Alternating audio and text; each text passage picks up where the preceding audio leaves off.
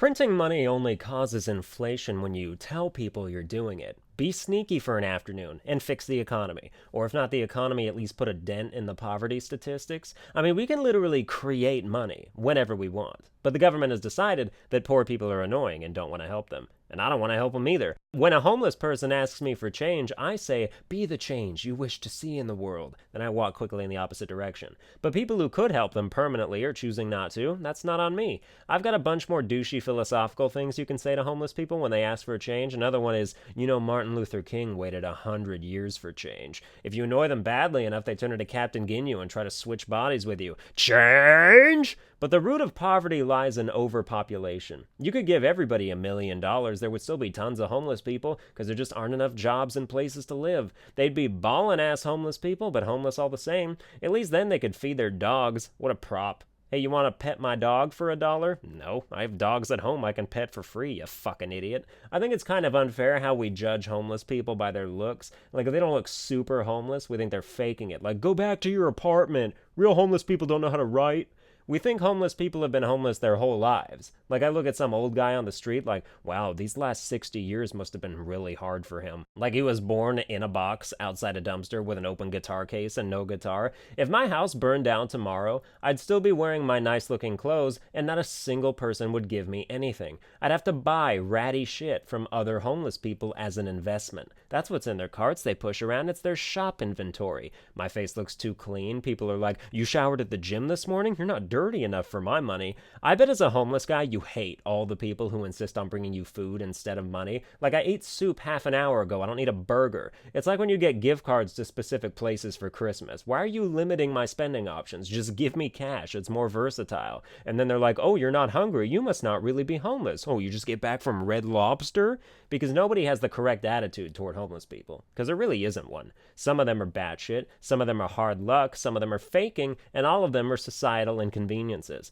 Compassion for the homeless is a losing battle because there's always just going to be too many of them. And I'm not one who thinks we should just wipe out all the homeless people, but I am one who thinks we should wipe out a certain type of non-homeless people to be replaced with the right kind of homeless people. The hard luck homeless, the ones whose lives could turn around with the right amount of good fortune, they can take over the houses previously owned by all the Mary Kay cunts we just annihilated. If you're not smart enough to recognize a pyramid, you shouldn't be allowed to have shelter beneath one. I was thinking about inventing a belt with a digital watch built in, but that probably would have been a waste of time. I put that joke on Facebook and got 1 like. My jokes are wasted there. I ate a clock a few hours ago, so I've just been sitting on the toilet trying to pass the time. I wouldn't recommend eating a clock, by the way. It's very time-consuming. I'm sure jokes like this are all over the internet, because every one-liner pun imaginable has been created already, but know that mine are original in terms of me not having gotten them from anywhere. Sometimes people are like, you stole that joke, and I'm like, from where? And then they list something I've never heard of, and somehow, even though I've never heard of it, I still stole it. Like I came up with it in my own brain, but somehow pilfered it from a website I've never visited. I'm not saying comedians don't steal jokes. Carlos Mencia takes fucking pride in it, and even Patton Oswalt has done it by accident. But I would say most of the time, if you hear a joke similar to a joke someone else a long time ago told, it's a coincidence. Am I the only one who liked Pixels? The Adam Sandler movie? It didn't change my worldview or rock me to my core, but since when is that the measure of a movie? Sometimes you can just be entertained for an hour and a half without turning your nose up at anything that doesn't philosophically suck your dick. How much do you overvalue your own time that if you don't come away from a movie a better person inside, it was a complete waste?